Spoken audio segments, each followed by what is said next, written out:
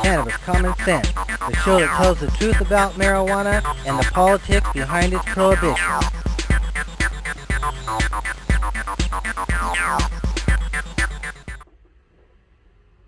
Hello and welcome to another exciting edition of Cannabis Common Sense.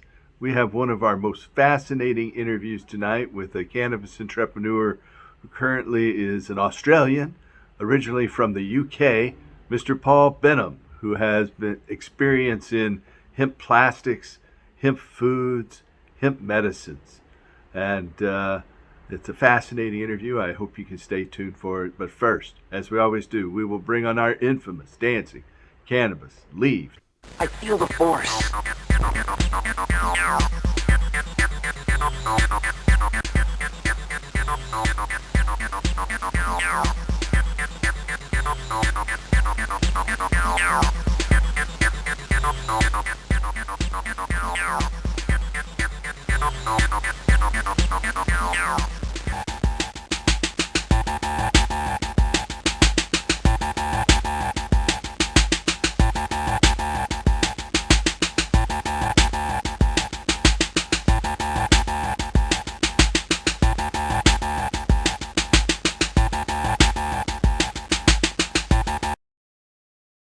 Again, our interview tonight is with Mr. Paul Benhaim, and so stay tuned for that.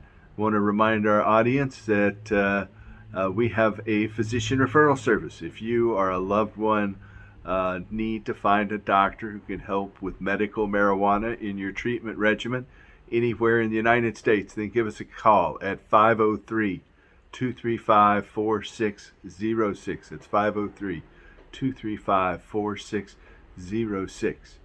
I just got back from a trip. I'm interviewing Paul Benhaim here in Bangkok earlier this week. I'm back home now, and we're going to forego our hemp news segment tonight. Had a fascinating trip, first leaving Portland and going to the Jalisco Cup in Guadalajara, Mexico, and the squash off there in Mexico. Then we traveled to Medellin, Colombia, for Expo Medi Weed, and then traveled directly from there to Bangkok, Thailand for the Asian International Hemp Expo and the second International Hemp Environmental Forum. I had great honor of sitting in on a few different panels there and spending some time with a lot of other international hempsters, and I cornered Paul Benhaim and got this great interview. So stay tuned, and here is that interview, and keep working to restore hemp. Good night. I would like to introduce Paul Benhaim, who I have known online for more than 30 years, or it seems like more than 30 years when you were in England. But you live in Australia now, and you have been at the cutting edge of developing various products all across the hemp spectrum, from plastics to food to body care to medicine. So, Paul, tell me how you first got involved in hemp. Well, first of all, good day. Thank you for taking me into this space where we can communicate more about how we are restoring hemp back into society. I actually first discovered hemp properly in Canada, but the story starts a little bit earlier here in Thailand, where we are sitting today having this interview. I was actually traveling and had an interest in indigenous cultures. So I found myself in Nong Khai, which is northeast Thailand on the Mekong River, where I sat in a village with local people who didn't speak any English at all. And what year was that? That was in the early 90s somewhere. Around 93 maybe, 92, 93. So right at 30 years. It was about 30 years ago. That's when I first went through this journey. And I sat with these cultures, and I observed the fact that even though they were living in relatively dirty surrounds, and I was brought up in middle-class London where taught to wash your hands before a meal and have clean clothes every day, these people were doing none of that whatsoever. Yet they had this radiance, this vibrancy, this health, I guess, that I'd never seen before. And I found that fascinating and wondered where that had come from. So and my observation at the time was two things. One is it was how they eat, and two is how they existed as a community. And since that time, I guess I've always studied and had a keen interest in both of those things. And they're both intertwined, in my opinion. So actually, eating is done as part of a community. And in those days, in that place, particularly, the husbands went out to hunt. The wives basically collected the food, made the food, cleaned the food, and cleaned the areas. So, there was a very clear structure and rhythm to how they ate foods. But what was most fascinating is that they pretty much never ate any processed food.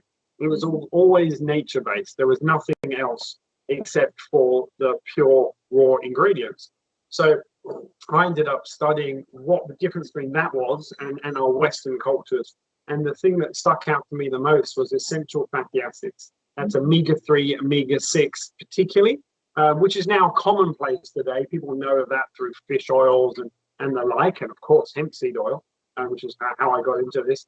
But those are taken out through processing. So pretty much all processed foods can't contain essential fatty acids because they're very susceptible to light, heat, and oxygen. Rants. They go rancid, basically. So they go from the opposite of being extremely good for you to extremely not good for you. So I had this awareness of essential fatty acids when I found myself in Canada, and I was talking to a friend, and she said, well, you need to go and meet this guy. He's in Montreal City, and he's got this shop. So I went to this shop in the middle of Montreal. I met this long-haired guy called Dylan, who is an amazing guy who really inspired me to get involved with him. Dylan had a shop called La Nouvelle Terre, which is the New Earth, which ended up being the name of my first company that I set up. And in it, he showed me, as well as people smoking 6-foot bongs, which was, I've seen that before, not that interesting. Clothing made from hemp, I'd heard of that before. Paper made from hemp, I heard of that, never seen it before. And he was driving his car on hemp oil and waste oil. And he still does to this day, actually, drive on biofuel. So I found that really interesting. But it was when he showed me hemp seeds and said, this is the highest source of essential fatty acids, that's when my ears pricked up. I was like, what do you mean? And I was like, I know what I'm talking about here. Show me the nutritional analysis. Because I really knew how to read that and I knew what that would mean. So I looked at this nutritional analysis and discovered that the hemp seeds do contain the absolute ideal proportion of omega-3 and omega-6 in significant quantities, as well as gamma-linolenic acid and other excellent long-chain fatty acids. So all of this made me really inspired to look at hemp. And that was the first time I really got into hemp. That journey continued where I said, okay, I need to research the best person in fats and oils a bit more, because Dr. Udo Erasmus, who was the expert at the time, wrote a book called Fats That Heal, Fats That Kill, which is a very thick 300-page with a lot of chapters about various substances. Correct, and most of them not hemp. But there was a small paragraph, not even a full chapter about hemp in there saying hemp contains the ideal balance of essential fatty acids. So I found that really interesting. Why would the leading expert of fats and oils talk about the ideal source of fats and oils and then mention it in one paragraph in a really thick book? So I went to see him. He was actually, I think he's Canadian, but I actually met him at a US trade show, a health trade show, Natural Products West, I believe it was. And I actually couldn't get to speak with him or meet with him during the day, but in the evening there was like a after trade show get together and there was dancing. So it was actually on the dance floor where I connected with him. I said, hey, I've got to ask you a question. Why have you written such a thick book and only have one paragraph on hemp? Why is your book not called Hemp is the Best Source of Essential Fatty Acids in the World? And his response to me was actually the inspiration that I've never lost since that time. He said, well, hemp has a really bad rap. People think it's a bad drug. And my response was, well, is hemp seeds a drug? I mean, I understand that cannabis may have a bad rap to some people, not to others. but hemp seed doesn't contain any psychoactive ingredients. And he said, yeah, hemp seed does not contain any psychoactive ingredient. It's just healthy. So I said, well, why don't you talk about it? He said, no, because people have a bad reputation with it, and I don't want to connect myself with this plant. But you changed it. He added a chapter. He Shortly, yeah, he did. He added a chapter. That's when I first picked up the book. It's when I realized that there was a whole chapter in there about hemp, and it said, you know, the best ideal source of hemp protein. So you apparently had an impact you didn't know. Well, now you might want to pick up a more recent copy. Should get a more recent copy. But I did realize also that that was before also he brought out his range called Udo's Oils, which was a blend of other natural essential fatty acid oil, plant-based, that mixed together and made that ideal blend. But for me, it's like, well, nature has already created this seed that already had that blend.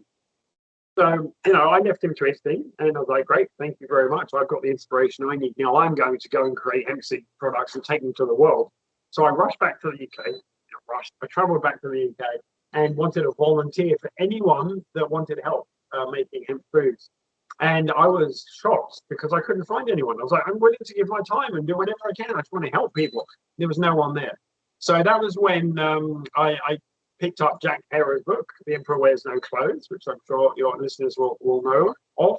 And in it, it had, you know, the history of hemp seed, particularly used all over the world. And I focused on where it was used in Europe traditionally, and Eastern Europe specifically, and Hungary part of it was the country that I chose, which had, as far as records could go, a use of hemp seeds traditionally. So I went to Hungary, and I had by that time met Ecolution, a company making hemp clothing. Yeah, Steve D'Angelo's company. And I met Steve, and his partner at the time in Hungary was Agnes. And Agnes said that she would happily translate for me and take me to the farms. So I went to the farms at harvest time, and I saw all the hemp stalks in stooks, and I saw them traditionally basically harvesting hemp seed, where they were hitting the long stalks, knocking the seeds off them with a big tarpaulin, and then shaking them out. And I said, that's what I want. I want those things. Can I buy some, please? They said, how much do you want? I was like, oh, I don't know. I want a large amount. I want to sell it to everybody in Europe, and I was from the UK. I was born in the UK, so I wanted to take it to the UK. They said, great, that's fantastic, but we sell this in tons. So I said, I'll have a ton then. Let me take 100 tons of these hemp seeds. Got the ton delivered eventually to the UK, and it arrived there, and I looked at it and go, wow, that's a lot of bird seed, because I also knew hemp seed was used in birds. That was a traditional use. It always in Europe. Hemp seeds were never illegal in Europe. So I was like, how do I get people to eat this bird seed, basically, went through my mind. Because I try to feed it people, and that's basically their initial response. I have bird feed, tastes like bird feed. So I realized that, well, I had to get around people's minds. I had to trick them, really, and trick them in a positive way, because I knew that hemp seed contained these nutrients, and that all they had to do is consume it. And their minds would be out the way, and their brain would say, whatever that is, This stuff is good. This stuff is good, and be addicted in a positive way. As in, I need this for my body, for my skin and my hair and well-being. So I decided to put those hemp seeds in the chocolate bar, mixed it with other high essential fatty acid products, mixed it with a bit of honey, put a bit of carob on top, like chocolate substitute. And that worked. Basically, it was the first commercial hemp food product in the United Kingdom, which I sold to friends, family. So this is like 93, 94? This is about 94, 95. Okay. Moving on to now. 94, maybe the first time I made the 9 bar. And then 95, when I first started to make it commercially in a bakery. So I started in my kitchen. Then I moved to the first bakery, which happened to be in Northwest Wales. It was where the contact I had in the United Kingdom sent me there.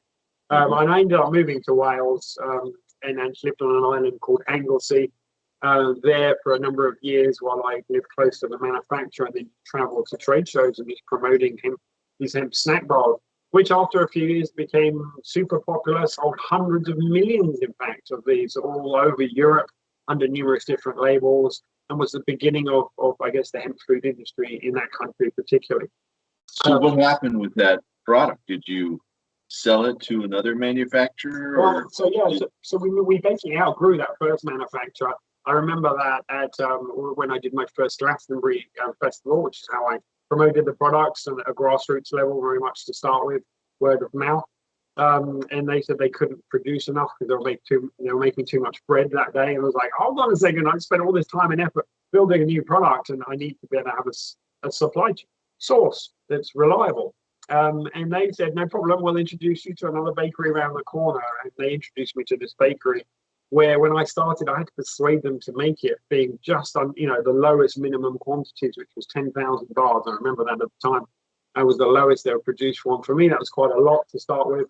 And for them, it's very small. And that was, I'm not sure how many people were in that company at the time, maybe 30 or 40, making other snack bars, of course, oat-based bars. And that turned into, from their smallest product range, they had maybe 100 or 200 different types of bars there. It became 90% of their entire business and grew their business to over 300 employees winning numerous awards. So along that journey, by around the time we started selling to supermarkets like Sainsbury's, Waitrose, and those were things in places in the UK, I decided, well, I don't need to actually do much anymore to grow that particular bar. So I decided to step back and pass it on to the manufacturers, while I helped other manufacturers in different food products add hemp seeds to it, because I'd already learned technically that you can't cook the seed too much because of the rancidity potential for the essential fats, and that you had to market it in a particular way where you didn't say it was cannabis and you didn't put the cannabis leaf on. That was the best way to get to mainstream, but still using the hemp and the connection that it already existed. So I brought those things together and with a number of other manufacturers, including people making sprouted breads, tea, miso, and a whole bunch of other food products. And one of the things that I learned is that you take hemp seeds, you whisk it up in a blender, you make hemp milk. I decided not to make a hemp milk, but it used the same logic that I had for the 9 bar previously, and actually mix it with a bit of sugar and turn milk into, or non-dairy milk in this case, into ice cream. So I made the first hemp ice cream. And I thought, well, to promote that, I'll buy a regular ice cream van. In the UK, they're quite popular. They're called Mr. Whippy. I bought a Mr. Whippy van. I had no idea or experience with that whatsoever, but I decided to get it, have it repainted, and painted it with big cannabis leaves all over the side and called it Mr. Trippy. Played Bob Marley really loud through the speakers and basically traveled the streets supplying hemp foods to people dressed in a full hemp uniform, overalls with cannabis leaves. Oh, we'd love to see some pictures of that. I'll share some pictures so you can share. Okay, that would be great.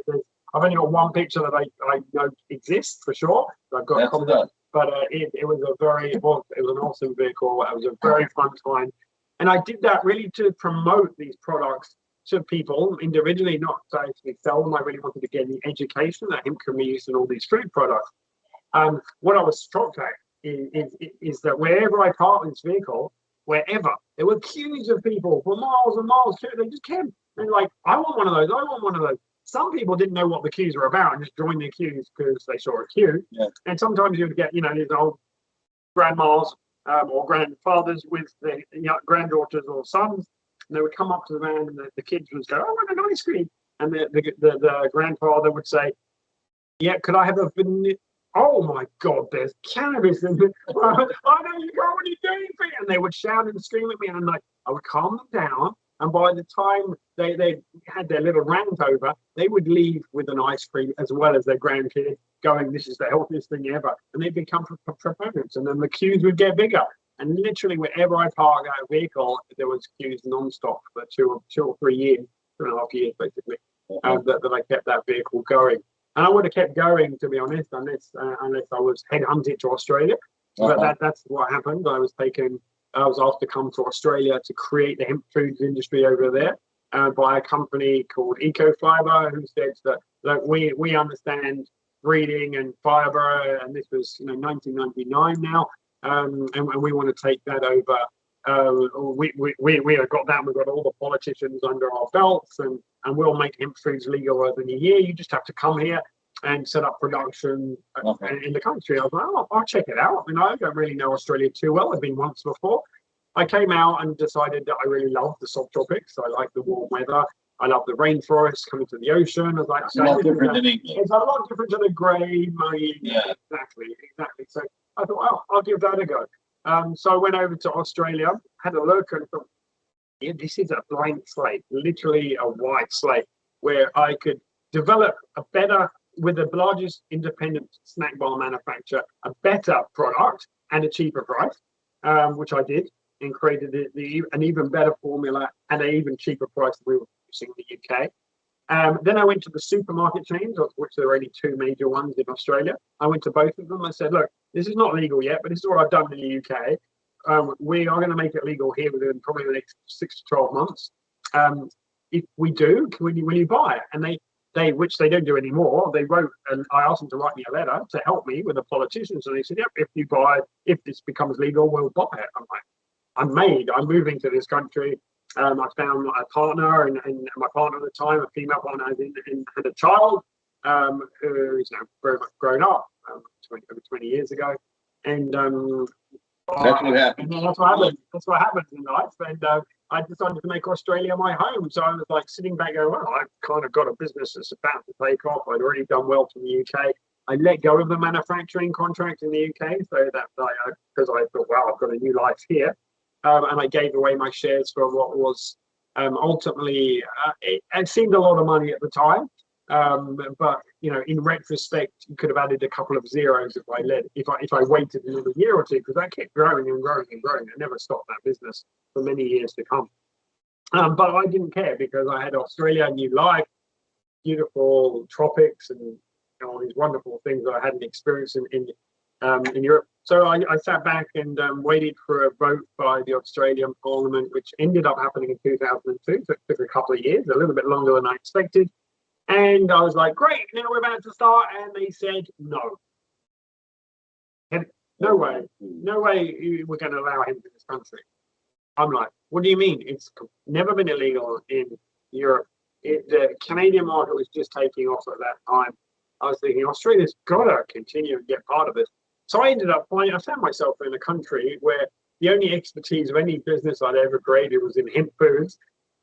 And it's not legal. And it's not legal, and I have no more income. And I was like, what do I do? And I found myself in this space. So it was a very interesting space. And I'd written one book already on hemp health and nutrition from all my travels before that, which got published in London by a publisher there. So I was thinking, well, maybe I can just share the rest of my information. So I spent years writing more books, ended up writing 9 books in total on the different aspects of the industry, just to get the information out there and educate. I was thinking, well, if these people are not making it legal, then maybe they just don't understand what's happening. Information should educate. It should, and I believe it eventually did. It took a lot longer than you it eventually did. In fact, it took 17 years. Yeah, like that's no. Well, I can relate.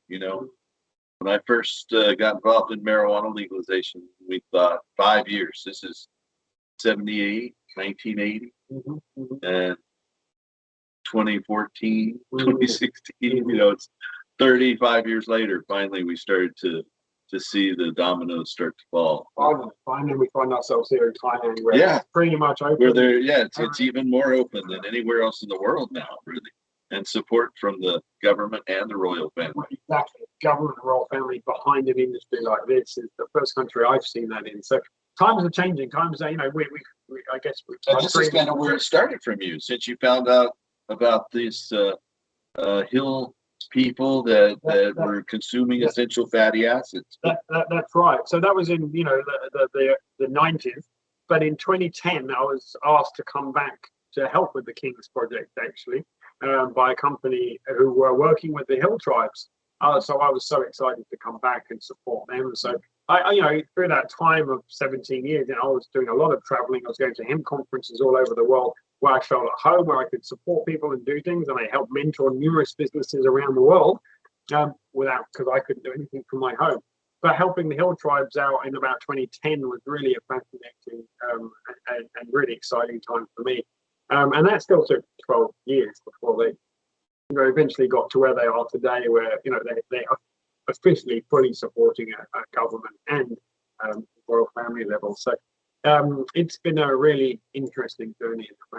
For me, as I know I mentioned to you a couple times since I was here, I started noticing you online. I think it was actually before the World Wide Web was in place. You know, we just had Usenet news groups and everything was text based. But I saw you were offering some plastic products. So I think it was just a small fee I paid. I can't remember exactly, but you sent me a little plastic frisbee that I still have buried away somewhere.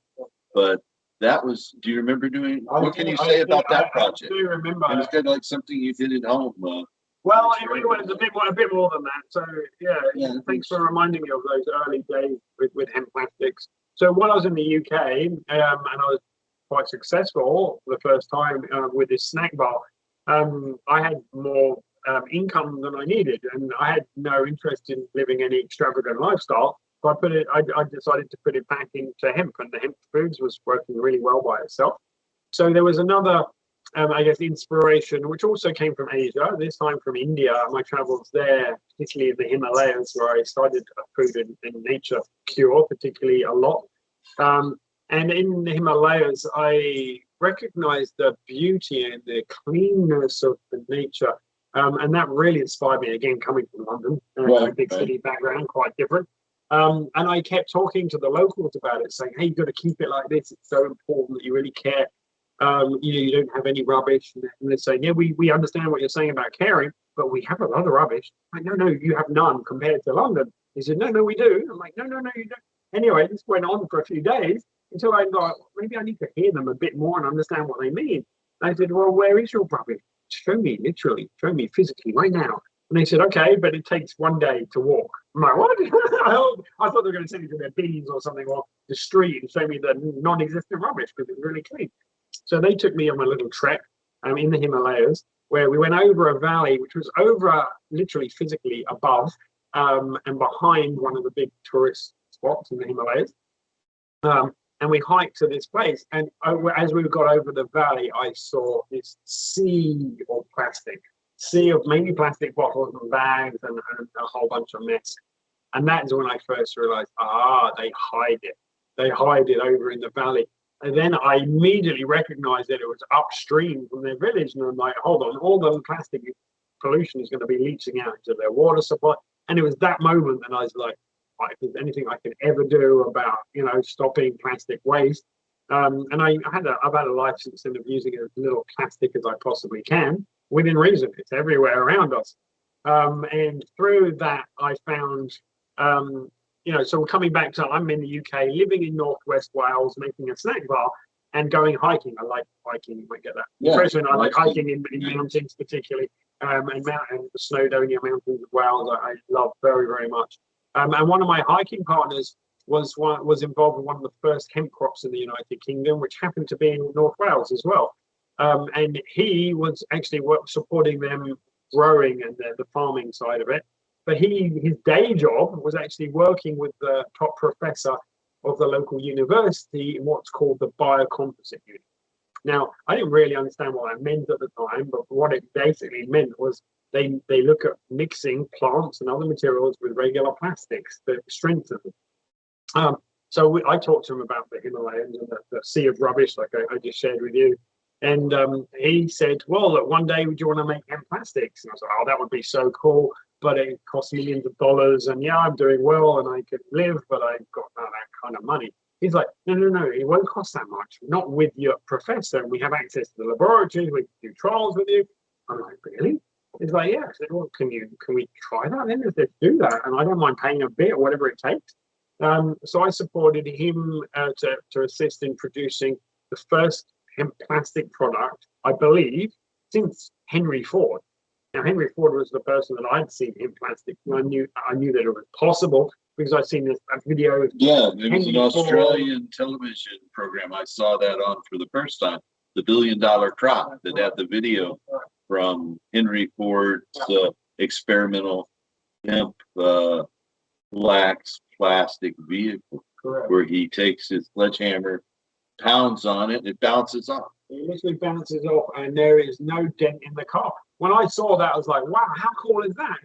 You could literally have a little gentle tap, which, as a young guy, I had a few of those, I must say. and there'd be no damage to anybody. You know, I was like, wow, wouldn't that be cool? So I presumed that, like everything, you know, oh well, someone must be doing that, and like you know, I'd read about it in Jack Herrick's book as well that Henry Ford had done this, but there was no records, and I searched everywhere for anyone doing anything else with putting hemp and bicomposites together. So I later found out, and I put it out there saying, tell me if I'm wrong, but I think this is the first ever commercial product we've ever made from hemp plastics, and we made a frisbee. And we called that side. It was a small, relatively small. It's actually a professional golf mold, a golf frisbee. It's a professional golf frisbee tournaments that they have. And Did you make other colors aside from blue? We did make a few colors. Red was actually the most popular color. Okay. So you have a blue one, it's very special. I don't have a blue one, so you keep that special that you have. And we called it High Fly, which I thought was fun. That's right. I remember that. So that was the name. And we actually, you know, so we said to people, look, you know, if you want to put your logo on it and promote in plastic, you can. So we let people put their logo on it. Sensi Seeds were actually one of the first to, you know, put their logo on. And we are now at the Sensi Villa, which is owned by the founder of Sensi Seeds, which is the world's largest cannabis seed company, and their associated hemp flax company, which is the world's largest hemp products company as well. So we're blessed to be able to spend a few days here in outside of Bangkok. We are. That's true, and it's so nice, you know, for me to have, you know, I've had that connection with those guys for 25 years, and you for a similar time, 25, 30 years. So it's great. So now we just recently produced this hemp plastic frisbee again, which was quite funny. It's bigger, and I never chose to make this. I was like, hey, did you know that I made the first? And he didn't actually know. We never talked about the original product I made. So it's kind of nice, you know, 25 years later to see another hemp frisbee being produced. And it was just an example of what, you know, that we could mold the hemp bioplastic into a shape. And then on that journey, if I'll share the following of that journey, is that I thought, well, how do I take that to the mainstream? I worked out with seeds, you put it in chocolate and add sweetener to it and share that with the world. But how do you take it to plastic? Well, at the time, I thought, well, who accesses the most amount of people in the public? Who can say something and more people listen to them than anybody else? And my mind went, well, maybe politicians. So I was like, well, you know, generally there's like politicians one side or another side, so you're going to access half the people. And I want it to be global. So anyway, I came up with the idea of musicians, film stars. It's like, well, you know, if someone who's singing about the environment will probably want to buy or support, I should say, a hemp plastic product. So I ended up going to Sting, Madonna, Leonardo DiCaprio, a whole bunch of people. While I was in Australia, in fact, after hemp foods had been turned down, I had nothing else to do, and I needed to create some kind of income for myself. So I was like, I'm just going to post it to all these people. So I invested in making CD cases and DVD cases out of hemp plastics, and said to all these guys, hey, look, here's some samples. Will you talk to me about this and share what I know you believe in the environment? Will you share this with your fans, because you affect, between them, hundreds of millions of people. So I thought that was a great idea, and it was in theory, except for one thing, which is, I guess, the zeitgeist at the time was that CDs and DVDs were dropping in business, and the digital era was coming up. So these people were losing business and only wanted to deal with the digital side of things, and that was a big problem in the music industry and the film industry also. But still, some CD cases did start to appear. Oh, we made hundreds of thousands of them. In fact, I was so keen about it. I'm not a musician personally, but I do like playing hemp didgeridoo, 100% hemp didgeridoo. We'll come on to that. Pick that up in Australia. I picked up in Australia. I ended up a number of years later making. I brought a whole bunch of musicians together, and I said, "Look, can we all do this and play and jam together with a harp, a guitarist, a singer, and me playing on the hemp didgeridoo?" And we made music together, and we packaged it in a hemp plastic CD case, and we made a hemp paper insert. and shared the story about hemp. And I basically used that to fund me sending more samples to people about hemp plastics. Right. So I had a really exciting time in sharing the hemp plastics with people that way. But again, didn't sell any CD cases or DVD cases really to the mainstream, which is what I was trying to do. They were really wanting to something cheaper, basically. If they couldn't solve an existing problem, and I couldn't solve the digital era taking off. Right. So it was a bad time. So I forgot that for a time. And again, I mentioned to you, going back to my time in Australia, I was at a time in my life where I was like, wow, I've written all these books now, I've helped mentor businesses, I've lost the ability to do hemp foods in Australia because they've taken the laws away from me. And I was at a stage where I better look for something else to do in my life. I was thinking maybe hemp's not for me. And I took the only job I've ever had outside of the hemp industry. And for 9 months, I managed a luxury health resort. So I was offered an opportunity to help people with all my natural healing and health experience. I was able to bring, psychologists and chefs and all these people doing natural healing to help people heal from cancer, which I didn't use cannabis for at the time, but in retrospect, that was the only thing missing from all the deals. Yeah, that I didn't have at that time. So I did that for 9 months, and I loved it. I had great experience in doing that. But at the end of that 9 months, I got a phone call from someone I met in Germany, back in the UK, back in 1999. And I was at a trade show called BioFac. And at that trade show, it was, I was successful in hemp foods at that time, and everyone was doing really well. And they had a little hemp section, like in the show. So it's not like hemp was everywhere at the time. There's a little section just on hemp.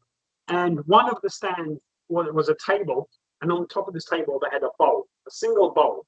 And I was like, oh, that looks beautiful. What is that made of? And the guy said, that's made from hemp. I was like, great. And I knew about hemp composites because I just made all these hemp plastics. So I said to him, wow, that's cool. I've never seen anything like that. How do you mold that? He said, oh, it's very unique and different. I was like, okay. So how much hemp content is in it? Because most hemp composites usually only really use about 20 or 30% is ideal for them. He said, this is 100% hemp. And I'm like, what do you mean 100% hemp? It's got to be, even if you got to like 90% hemp, you still need glues and resins and different additives to make it stick together. And he said, no glues or resins. And I'm like, I call bullshit. I'm like, I don't believe you. So I ended up actually having not just an argument with him, but after a few days, I said, I'm sorry, I'm going to have to tell the organizers because I don't want you ruining the reputation of our hemp industry. Because if you're exaggerating on something, then you shouldn't be part of this, basically group of hemp people. And he said, no, it's true. So I had the organizers, him and me, were all having a conversation. Oh, I'll leave it be, I just want to make a point. Don't come back if you're not real. But he at the end of that conversation, he said, no, you have to come and visit my factory. So it was sometime later, weeks probably, I can't remember exactly how long, I accepted an invitation to go to Austria for the first time. So I landed in Vienna, and I met him, and he said, let me take you to the factory and I'll show you that what we do is real. So he took me for a drive through the mountains, and then he asked me for the last step to put a blindfold on. And I'm like, what? Are you serious? He's like, yeah, it's like top secret, this location. I was like, I don't even recognize any names. I've never been here before. And I just remembered I was just getting you in trouble at a trade show, and you asked me to put a blindfold on it in a strange country in the mountains. Anyway, I trusted. I was young and naive at the time. These days, I probably wouldn't do it, but I put the blindfold on. He said, only for 5 minutes. And we went down this lane. Anyway, got into this factory, and he showed me around. Long story short, he proved to me this was a material made from 100% hemp. There were no glues, no resins. In fact, it was he created this from hemp, but no, from a hemp cellulose. Okay, so it was the most amazing material and it still is today one of the most unique, amazing materials that I've ever found on this earth. I don't have any examples with me here today, but I can send you some pictures. So readers can understand the beauty of the objects created. So I learned that in the 90s. Okay, so I said, okay, I apologize for having a go at you. I hope you're really successful. And I said, but why did you blindfold me? He said, oh, because we haven't got our papers yet. We're literally applying them for 3 weeks, for this material. I was like, okay, whatever. Okay, great. Good luck. Be successful. I cheered him on. I'm going back to my food business. And it was 11 years later, when I may have heard from him once or twice in those 11 years, but he said, here in Australia, Paul, I know you were really successful with foods. We've spent millions of dollars or millions of euros, or it wasn't euros, it was whatever the currency was at the time there. Yeah. And we shillings or something. Anyway, when we said, and he said, and we said, we haven't succeeded in commercializing this product. Can you help us? And I said to him, well, I'm in Australia. You're in Austria, quite opposite sides of the world. Yeah. He said, yeah, but I was born in Australia. I have an Australian passport. I can come in Australia and do this. I said, okay. I said, well, how about, we do it as a partnership? And he said, okay, if you raise the money, I'll come to Australia and do it. So I raised a few $1 million. He came over to Australia. We built a factory and we made this product.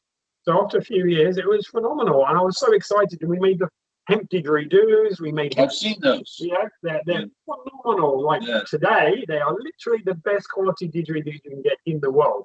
There's a lot of reasons for that. They spent so much money, and they'd already done it in the research actually in Austria on the acoustic properties, how to get the exact densities, and how to measure the air frequencies throughout internally and externally in these machines. So they produce the best sound ever from a didgeridoo. And today, the best didgeridoo players in the world all have sets of these hemp didgeridoos that are still being made. Amazing. And is it being made by the hemp plastic company? No, this is another company. So okay. I'll get back to the hemp plastic company, but I'll share some experiences on the way to getting to where I am today. So we produce chairs, lights, and a whole bunch of other amazing products, but they're all high end. And what I couldn't work out is how to produce lots of them at a cheap price. So it's very high end product, which was fine. But it was a relatively low turnover business, and I couldn't get it past that point. And by this time, I had the ethics like I do today that I respect people having small businesses, but for me, I only want to do things and put my energy into things that can make a big difference. So I don't want to just sell a few chairs to a few rich people. I want to sell hundreds of thousands of chairs to as many people as I can. And we couldn't do that with this material because of how it's molded. So basically what it is pure hemp with water, cut up finely into like a plastic dough kind of thing. And then you get a mold.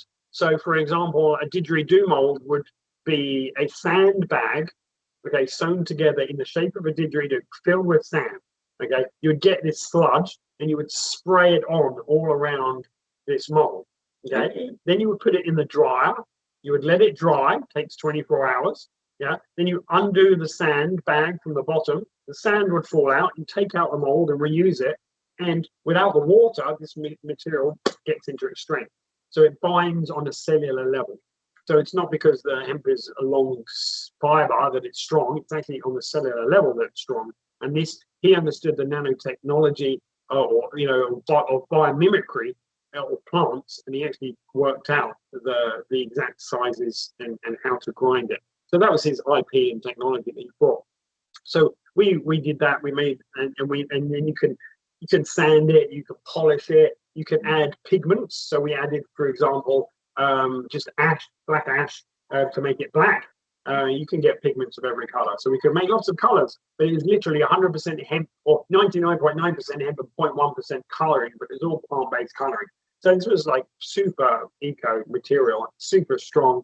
But it was not water resistant, so you had to coat it to be water resistant, and that didn't exist in an environmentally friendly manner at that time, but it did today. Which is why we focused on products that you wouldn't usually get wet. Musical instruments don't usually get wet. Computer cases don't get wet, etc., etc. Lights you don't usually get wet, So anything around like electronics. So it ended up a small business, but when I realized that I couldn't grow that business, I literally left it with the owners and the other shareholders who got together, and I said, look, if you want to take this further forward, please do, because I'm going to get back into hemp food. So that was shortly before hemp foods were legalized. So we're talking about 8 years ago or so. About 8 years ago, correct. That was about 8 years ago when I walked from that, maybe 9 years ago.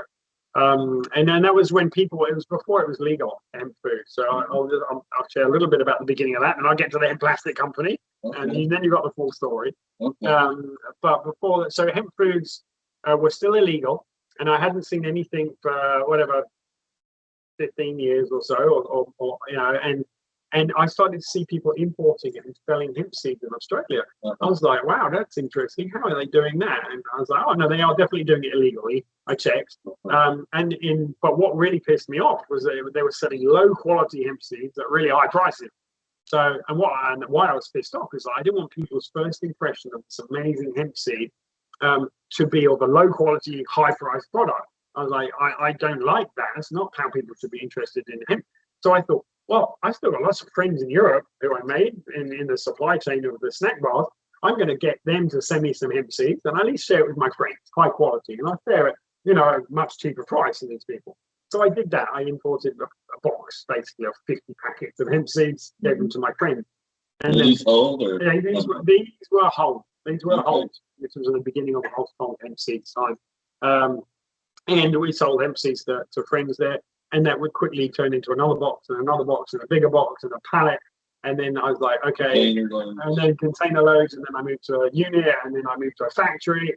And that factory became Hemp Foods Australia, where we ended up producing it and then contracting farmers all over the world, all over Australia, to produce. So that's when I like, okay, I don't need this. You changed the laws in the industry. Which changed, yeah, a couple of years after I began that. So we had to sell it originally with this really funny sticker. You really can find it still, which my marketing friend Dan, who was really part of that beginning of all of the imagery for that company, came up with this great idea. Was would print a map of the world, would put it would be black and white because I wanted it. That was literally what it was. It's black and white. Every other country, which is a bit of an exaggeration, but nearly every other country allows hemp foods. And so I put all those countries in black or white, and then the opposite color was the map of Australia, and saying, if you live in any of these countries, you can eat hemp seeds, but not in their countries marked in white. And of course, Australia was the only country marked in white. And if you're in those countries, you can only use it topically. So I managed to sell like literally over $1 million before it was legal of hemp seed, saying for topical use only. And it got such a joke because I employed so many people so quickly that we had like local state ministers come to our factory, and we won export awards for hemp seeds before they were legal as a food. We won awards for employing people before we were as a food. So that was a really interesting time. But I'll just come back very quickly to finish on the story with the hemp plastic company, because that's where I'm at today. That's what I'm focusing on. The hemp foods company, which I didn't talk about Elixir, of course, the CBD company. We haven't talked about that company at all. I'll join that because hemp foods was doing really well. Then the CBD craze happened. I say the craze. Sanjay Gupta came on CNN and told the world that CBD is really good and help people with epilepsy. And he had Charlotte Figge. And I actually switched Sanjay Gupta from the dark side. I remember you were absolutely, so you were the reason I got involved with CBD, because Sanjay Gupta was the reason I got involved with it. So you're the original source. So thank you very much for that, Paul. He was saying that marijuana wasn't medicine. So I could just give him a bunch of medical journal articles, and that's all it took to switch it. Yeah, that's really, really respectful. And because of that, he came on TV. And because he came on TV, I saw him. I saw that, I was like, I need to do my due diligence. I'm going to go and fly to the US myself, and I want to meet this family. This Charlotte and Paige and husband.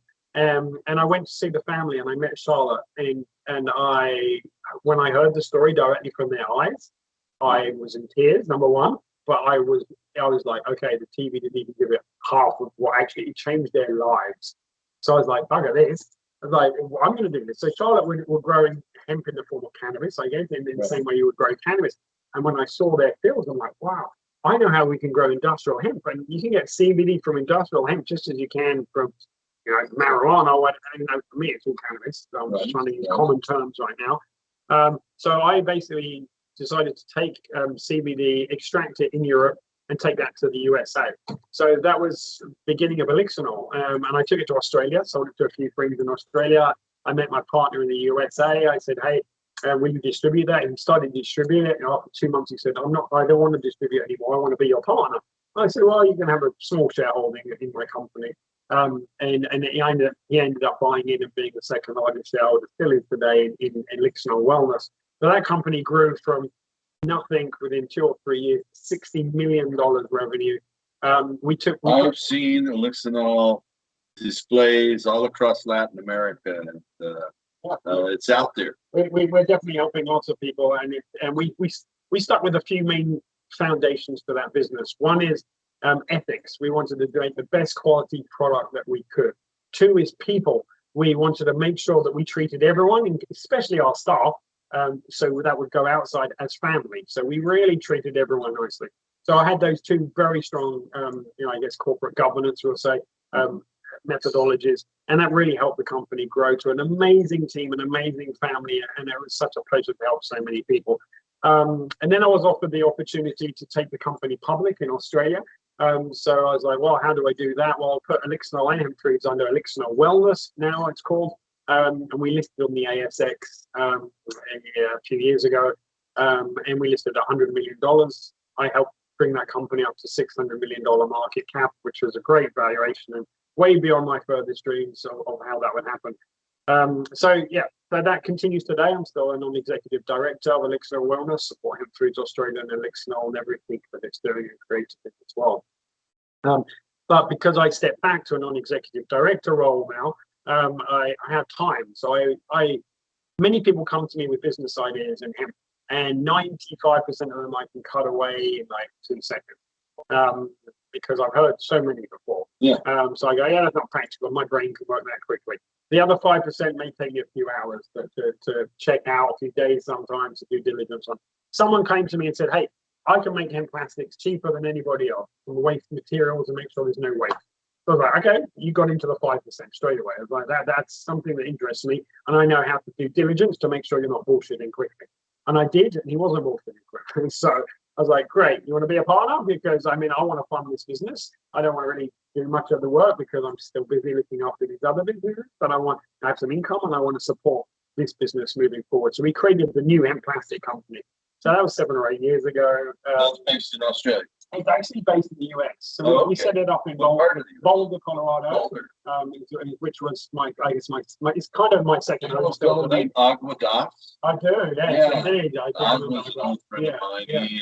He took me to my first hemp fair in Aspen back in the early 90s, and he talked about hemp plastic. Oh, really? And hemp ice cream, hemp screen. I wonder where he got that from. I don't know, but I remember meeting him in Amsterdam, actually, not in Colorado. But anyway, the hemp plastic company is based in Colorado. We have staff in South Carolina, but manufacturing is in Michigan, in Grand Rapids, Michigan, close to Detroit, where the automotive industry is there. In the time that company has been going, and I'm chairman of that company, and I'm really actively involved. It's a very small company, very small team today. We've developed or purchased 34 patents today. We have a bunch more, which basically supports us creating hemp plastics cheaper than we believe anybody else can ever produce it. And I was quite fascinated and understand that we could get the intellectual property to that, which we're using to take to the mainstream. So probably in the last 3 years, since most of that intellectual property was created, we focused on talking with the largest manufacturers globally. We're talking numerous automotive tier 1 companies. Grand Rapids are perfectly positioned for American auto companies. That's right. And obviously, hemp flax has pioneered a lot of that in Germany. They have. They use a different process of thermosetting plastics for the European industry. For the US industry, we're injection molding materials. So it's just different parts for the car. So there's different technologies, both are valid and both need to be supplied to the automotive industry. That's exciting. And we're also supplying to white goods companies. That means fridges and washing machines and stuff like that. So we're working with them. Okay. We're working with one of the largest shoe companies in the world that may be based not too far from you. But don't ask me that because I could not say. My tongue would be cut out because we've signed NDAs with all different companies. We are working with apparel companies, building companies, and obviously the low-hanging fruit is working with packaging companies, because especially for cannabis packaging, there's tens of millions of units of cannabis packaging used weekly, and they're just using regular plastic, and we can produce cannabis-based plastic. Why wouldn't you Yeah. want to pack your cannabis in a cannabis jar? Yeah, I It mean, seems like these little, we call them dude tubes. yeah, we have So made lots of those. We've made all Good. of those. So you should replace all the yeah, petroleum ones, if you ask and me. they will, and they will. And that's Yeah. what I'm saying. That we're here in the end of December in 2022, and in having this interview, and it won't be too far in 2023 where we'll start to see all of these products being commercialized. It's a really exciting time for hemp plastics. We, the hemp plastic company, made a decision early on that we wouldn't produce products to start with. We want to support manufacturers who already have access to the marketplace. So, which is why we don't produce To B2B. so we're B2B basically. So we will compound the material, we'll sell the pellets to them, and we'll even tweak that if they're a large enough company to give them a formula that gives them the exact properties, whether it be ultraviolet stabilization, color stabilization, thickness, density, whatever tensile strength. We can adapt those in our formulations. We hired like one of America's best plastics experts who's been working for decades with the automotive companies, doing their technical work in creating plastic, who's now come over to our side going, oh, maybe I need to do something green and help the planet. So now works for us with creating these different formulations. So we're very excited to see these products being commercialized, and we're in I'm very excited. we're to in see that it process now. But just to give you an example, it's not an easy process or cheap process. It takes years, between 1 and 5 years, between us working with a company before they say yes to actually launching a product. And launching a product's not cheap, because just one cannabis packaging, one jar, making one 32 cavity mold is costing one of our customers $250,000 just to produce one small, simple product. So you Then make, he wants to sell but millions, they tens of millions. will send out, and that's the scale that I'm interested in, the difference I want to It'll make. make a difference. You brought this here too. I know we haven't had the Sativa Bliss hemp deodorant. This isn't plain in plastic though. It's not in Not plastic yet. either, not yet, exactly, not yet. But certainly could be. Those sativas are So this is a body care it's a product. natural It's Australia. topical skincare range that we developed in Australia. Absolutely. Again, I saw skincare as something that was using lots of chemicals generally, and the natural-based ones weren't that effective or didn't smell good. So I spent a number of years developing an amazing line of hemp sativa skincare products, which I'm very excited. Was very excited to share. It's we don't sell that many of them. It's a very niche. Specific product range, but it's sold through Hemp Foods Australia. So that's part of the Hemp Foods Australia. Okay. So we're about out of time. We are. So I want to say thank you.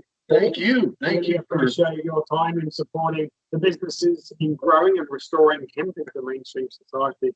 Your work has been absolutely amazing. And thank you, listeners, for tuning in to restore hemp. all right. We've had Paul Benhaim with all these different companies.